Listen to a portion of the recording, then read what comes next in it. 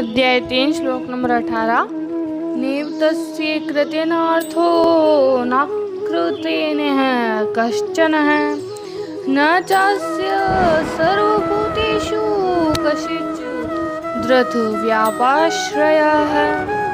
अर्थात श्री कृष्ण अर्जुन से कहते हैं, उस महापुरुष का इस विश्व में न तो कर्म करने से कोई प्रयोजन रहता है और न कर्मों के न करने से ही कोई प्रयोजन रहता है, तथा संपूर्ण प्राणियों में भी इसका कश्चिन मात्र भी स्वार्थ का संबंध नहीं रहता। अर्थात जो मनुष्य आत्मा में तृप्त है, आत्मा में रमण है, आत्मा में संतुष्ट है, ऐसे पुरुष का इस विषय में न तो कर्म करने से कोई प्रयोजन रहता है और न ही कर्म न करने से कोई प्रयोजन रहता है। अर्थात कर्म करे तो भी सही, कर्म न करे तो भी सही, तथा संपूर्ण प्राणियों में भी इसका किस मात्र भी स्वार्थ का संबंध नहीं रहता है और सभी प्राणियों में भी इसका किंचित मात्र अर्थात जरा सा भी स्वार्थ का संबंध नहीं रहता है, वह स्वार्थ रहित हो जाता है।